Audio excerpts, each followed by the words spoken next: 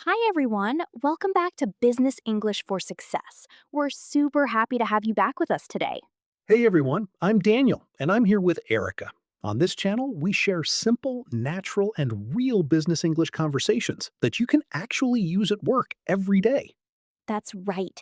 And today we're diving into something almost every working professional deals with: how to communicate with your manager effectively, especially when things get busy or stressful. Oh, absolutely. Have you ever felt that sudden splash of worry when your boss messages you saying, "Do you have a minute?" or "Where's that report?" Oh, all the time. My heart drops every single time. You immediately think, wait, did I mess up? Is something wrong? Same here. And honestly, a lot of workplace stress doesn't even come from the heavy workload, it comes from unclear communication. That's so true. So, today we're looking at how to turn those stressful moments into clear, confident conversations, starting with a concept people call managing up. You know, Erica, for anyone hearing this for the first time, what does managing up actually mean? Because at first, it almost sounds like telling your boss what to do. Yeah, it definitely doesn't mean bossing your manager around.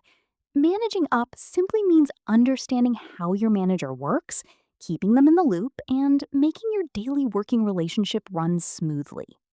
Ah, I get it. It's basically being a reliable teammate they don't have to worry about. Standard mistake.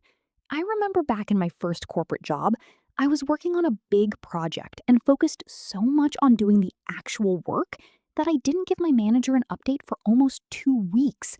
I thought, hey, I'll just show her when everything is 100% done. Uh-oh. Let me guess. She wasn't too happy about that. Not at all. She started emailing me every single morning asking, Erica, what's the status of X? Or did you reach out to the client yet? She started checking every tiny detail. It made me feel so stressed and micromanaged. But looking back, she wasn't doing it to be harsh, right? She was just anxious because she was completely in the dark. Exactly.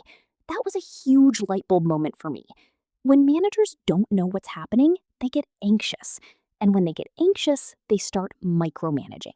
That makes a lot of sense. So, how did you shift things around? How did you change your approach? I switched to proactive reporting. Instead of waiting for her to ask, I started sending short, quick updates on my own. Let's break down what that looks like in practice. The passive way, or the wrong way, is staying silent until your boss reaches out, or just giving a vague response like, "I'm working on it." That leaves them guessing. Right. The professional way is sending a brief update before they even think to ask. For instance, you could say, Hi, Sarah, just a quick heads up on the marketing report. We are currently on track to finish by Thursday afternoon. Using just a quick heads up is so useful here. It sounds natural and completely informal, yet very professional. Yeah, and saying we are on track just gives them a quick status check. It signals that things are moving as planned, so they don't feel the need to constantly check in on you. But of course, work isn't always smooth sailing. What happens when a project gets delayed or runs into a roadblock? How do you bring that up without sounding like you're failing? Honestly, that's where managing up matters the most. The biggest mistake people make is running into their boss's office in a panic. Right, like saying, "We have a huge issue with the supplier. I have no idea what we're going to do." Yeah, no one wants that. That just dumps all the panic onto your manager. From my experience, managers respond much better when you bring a couple of options instead of just a problem. So you take a moment to analyze the situation first before raising the alarm. Precisely. You state the issue clearly, bring one or two practical choices, and then ask for their thoughts. Let's run a quick role play so viewers can hear how this flows in a real workplace conversation. Sounds good. You be the busy manager, and I'll be the team member reporting a roadblock. Ready? Let's do it. Hi, Erica. Do you have a quick minute? How is the budget proposal coming along? Hi, Daniel. Yes, I actually wanted to give you a quick update on that. We hit a small roadblock. The vendor raised their prices by 10%, so we're slightly over budget. Oh, really? That's not ideal. What options do we have? I've looked into two possibilities. Option A is to adjust our timeline and negotiate with a second vendor.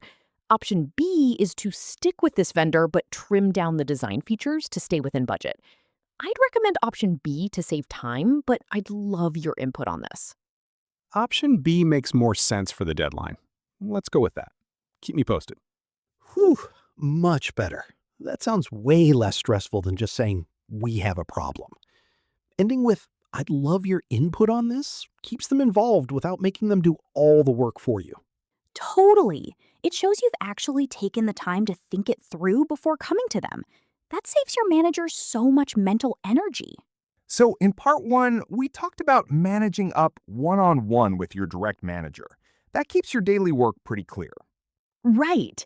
But Daniel, what happens when you're following your manager's plan and suddenly a senior manager, like your boss's boss, asks you to do something completely different? The classic caught in the middle situation. Honestly, that gets awkward so fast. You don't want to turn down a senior leader, but you also can't just drop what your direct manager assigned you. Precisely. It's tricky because you're caught in the middle. But most of the time, the two managers just haven't talked to each other about your schedule yet. True. And as an employee, you really don't need to choose sides or feel stressed out. Your job is just to keep everyone on the same page using clear, neutral language. Let's look at how to navigate that smoothly. The wrong move is taking action immediately without telling your manager, or saying something awkward like, well, John told me to do this, so I have to do it. That usually creates unnecessary friction. Totally. The better approach is staying neutral, acknowledging both requests and giving your direct manager a quick heads up so they can figure out the priority together. So, if a senior leader hands you a new urgent task out of nowhere, what's a good phrase to pause the situation politely? A very clean phrase is, "Thank you for the direction. I'm currently working on Project X for manager's name. Let me double check with them so we can align on priorities." I really like align on priorities. It's so much better than saying, let me ask permission. It just means making sure everyone agrees on what comes first. Plus, it keeps things professional and puts the decision back on them. So you aren't stuck trying to guess what to do first. Let's run a quick role play so viewers can see how this plays out in real time. Perfect. You be the employee, and I'll play the senior manager coming in with a new request. Hi, Daniel. I need you to pause what you're working on and put together a market research slide deck for my client meeting tomorrow morning. Hi, Erica. Thanks for reaching out. I'd be happy to help with that deck. Right now, I'm finalizing the weekly sales report that Sarah asked for by 3 p.m. today. Ah, I see. But this client meeting is pretty high priority for us. I understand completely. Let me quickly loop in Sarah to align on the priority for this afternoon, and I'll get right back to you in 10 minutes. How does that sound? That works for me, Daniel. Thanks for making that clear. That was clean. You didn't reject the task outright. You just laid out your current workload. Right. And it protects you from overpromising while making sure both managers know what's on your plate. Now, let's touch on our last topic: how to handle small slip-ups or direct feedback without getting defensive. Everyone makes mistakes, even senior people. But how you handle the follow-up in English really shapes how professional you look. I remember early on in my career, I sent an email to a client with the wrong document attached.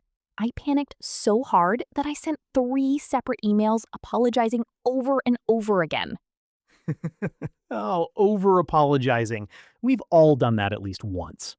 Oh yeah, my manager called me later and said, "Erica, apologizing 5 times actually makes the issue feel bigger than it is. Just fix it, thank them for noting it, and move forward." That's such a solid point. Switching from "I'm so sorry for my mistake" to "Thank you for pointing that out. I've updated the file" sounds way more composed and reliable. What about when your boss gives you direct critique on your work, like saying, "This report lacks detail," or "This layout isn't working"?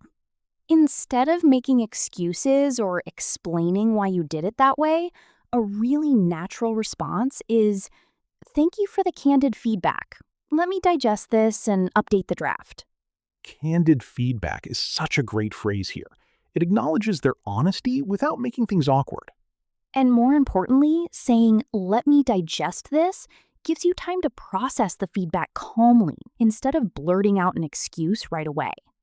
Time flew by. Let's do a quick recap of the main phrases before we wrap up. Managing up. Use just a quick heads up and we are on track to keep your manager informed early. Handling mixed priorities. Say, let me double check with my manager so we can align on priorities. Receiving feedback. Use thank you for the candid feedback. Let me digest this to keep your response calm and professional. Now, we'd love to hear from you. Have you ever been caught between two conflicting priorities at work? How did you handle that conversation? Drop your stories or practice writing a response in the comments below. We always read through them. If this episode gave you some useful ideas, please give it a like and share it with a colleague who might need it. Keep practicing a little bit every day. Thanks for spending time with us, and we'll catch you in the next conversation. Bye, everyone. Have a great week ahead. Bye, everyone. Have a great week ahead.